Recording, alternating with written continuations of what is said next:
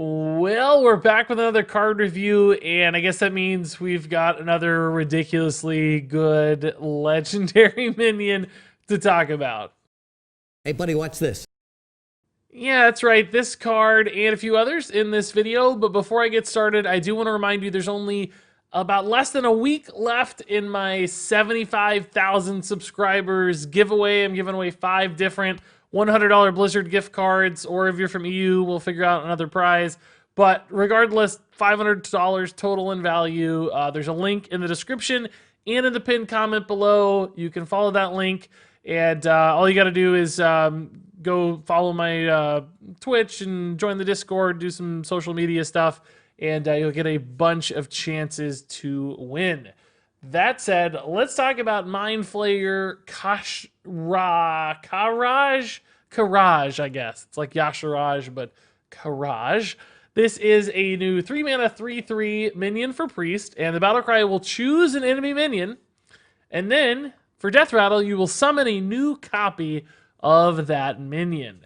And just to clarify the wording there, what that means is if you copy something that's been buffed a bunch, you won't summon a buffed version of that copy. It would return back to its normal state. So if it was like a Silverhand Recruit that became a 5/5 with Blessing of Kings, you would summon a 1/1 Silverhand Recruit, not a 5/5 from Blessing of Kings. But all the same, still the opportunity to summon some really insanely good minions here for a 3-mana option. So for instance, in the late game, your opponent could play Deathwing, and you could choose the Deathwing, and then your 3/3 would have a 12/12 inside of it on its Death Rattle, which, needless to say, is crazy. So anytime you play this in the late game, there are some really enormous opportunities, like way better than Mechanical Whelp style stuff. Even if this doesn't get a 12/12, it doesn't take much to make this sort of amazing. Because think about cards like Piloted Shredder back in the day, right? That was a 4-mana 4/3 that would often summon you something like a 2/3 on average. Mind Flayer Karaj here is kind of like a way better Piloted Shredder, because he's usually going to get you way more than like a 2/3. Even if you just play this on turn 3, your opponent probably has a 3/3 at that point. And then this is 2 3/3s for 3 mana, which is pretty nuts. So good in the early game on tempo, has some utility in the late game to potentially help you summon some really big stuff, has Death Rattle synergies, which Priest can often utilize. There's some crazy copy potential with this one as well. Now, of course, this does require an enemy minion, so if your opponent hasn't played anything, sure, there are some risks here. You would have a dead card in your hand, but how often does that happen in Hearthstone? Opponents are always playing things. Even if they knew this card existed, they can't just not play minions. And there are obviously some great results available to all those Mountain Giant style minions, all these new big dragons. It just feels like this card's going to have some really big stuff inside of it more often than not. Now, I guess one question for this card is sort of contextual, like what deck does it go in? Does it fit into a Control Priest, for instance? Not necessarily. A Control Priest might just rather have more control tools than this sort of counter pressure threat sort of thing.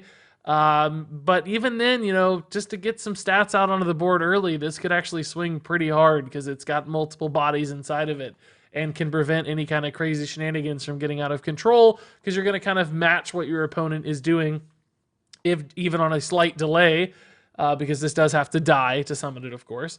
But is there a tempo Priest deck that runs this that's more, focused on Death Rattles and early game pressure? If so, this is a natural fit. Combo Priest decks probably don't want to use this too much, although it might not be bad just to get a sticky minion on board to later buff. So I wouldn't say it's like a perfect fit into the kind of ways I shape Priest right now. I don't know that there's a deck that lines up ideally for this at the moment, but I think the raw power level of this is just so high, and there's so much potential across different archetypes, that a card like this looks really, really good anyway. So maybe not like a day one play, but somewhere in the next year and a half, I have to imagine that Mind Flayer Karaj here sees some pretty significant play.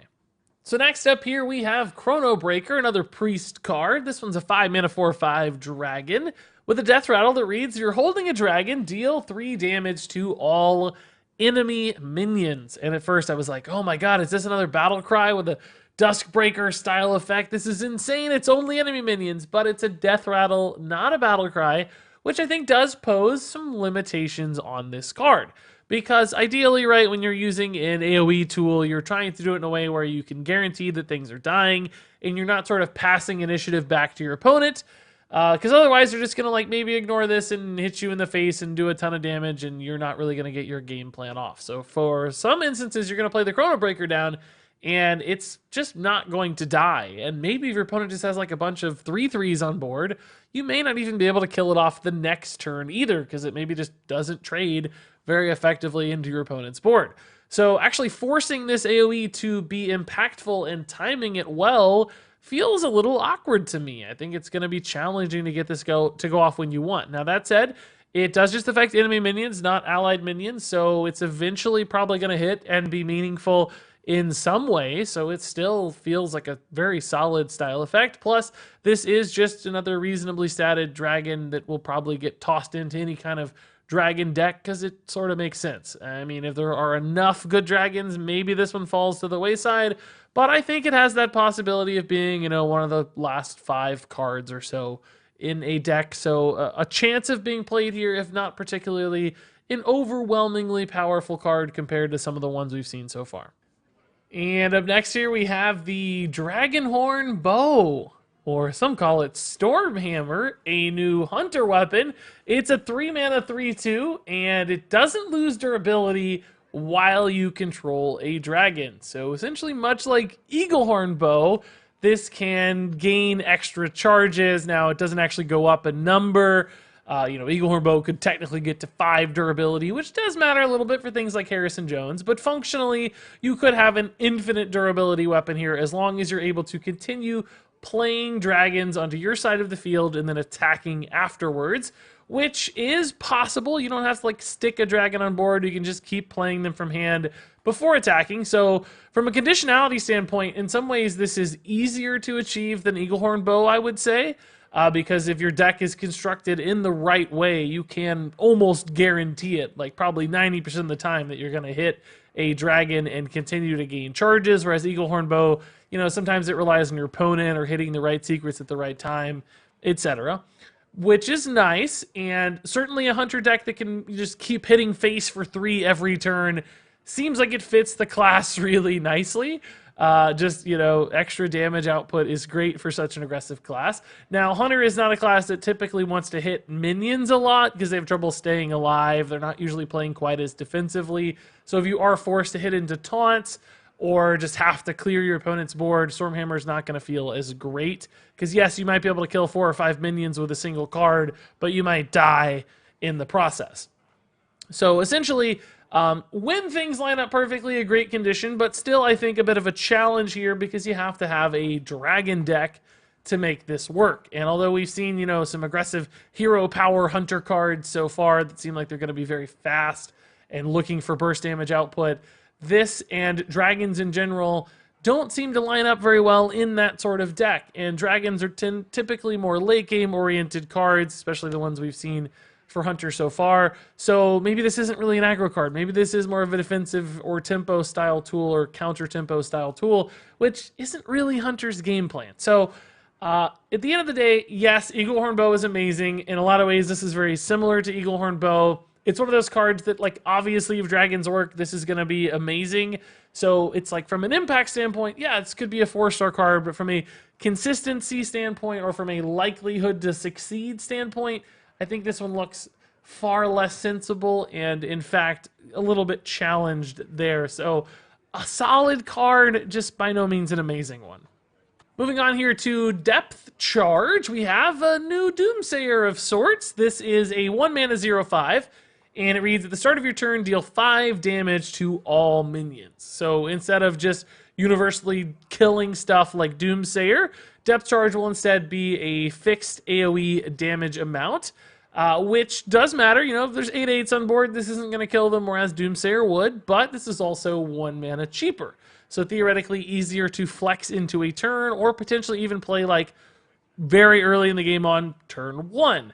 Now, that said, I think this is a little bit of overkill on turn 1. It doesn't feel like, shutting down your opponent's turn 1 play is that important in Hearthstone. In most cases, there might be better ways to do that. And frankly, a Doomsayer on 2 often answers a 1-drop very well anyway.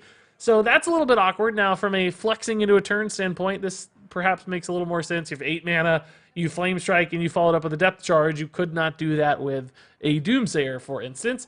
So there are some lines of play there. Also, I mean, people are talking about, popping this in Priest and healing it up and buffing it and using it as a constant way to keep your opponent's board in check while you leverage healing, particularly with things like the Uldum Priest quest that's going to allow this to be healed over and over again and serve as a constant board wipe. I mean, those feel like shenanigans to me more than consistent, reliable sorts of game plans. So, I mean, yes, in a vacuum, this looks totally good. Like, it's solid. It's a Doomsayer that does pretty much everything Doomsayer does like 80% of the time, and that's fine.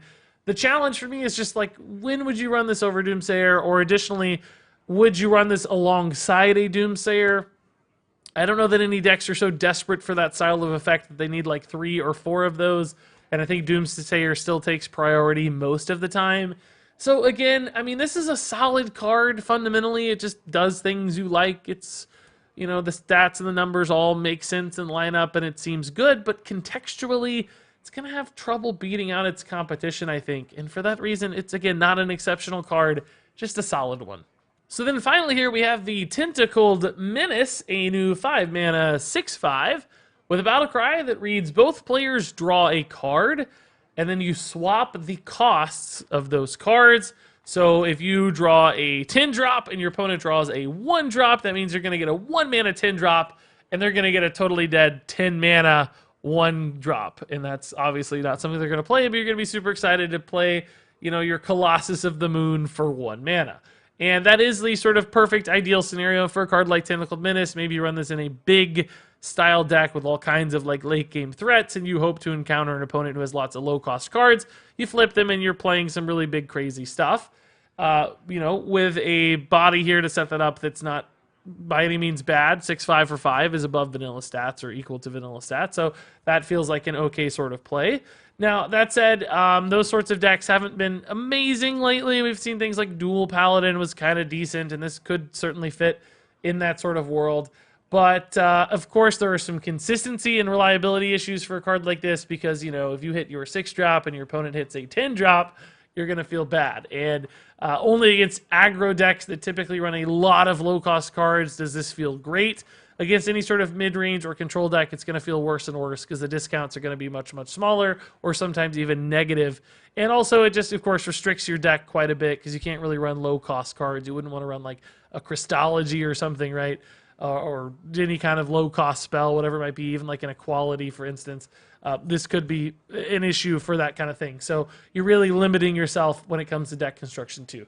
There may also be implications for like mill decks with a card like this, but Cold Light Oracle in Wild format just seems to do that way better, and there's not enough in Standard format to really make that a game plan.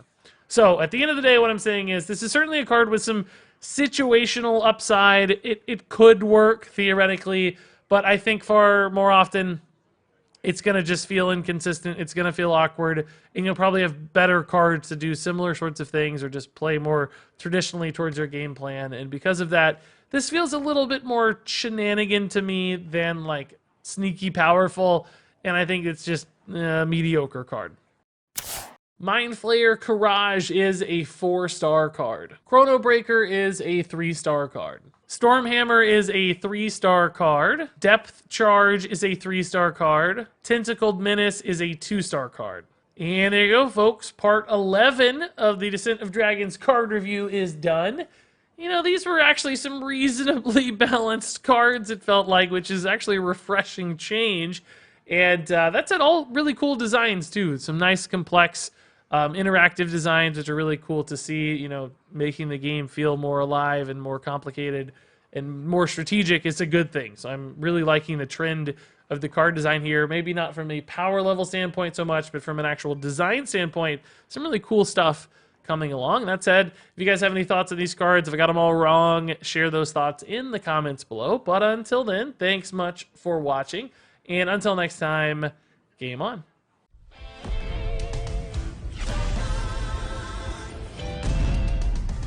Dragons take flight above the ice.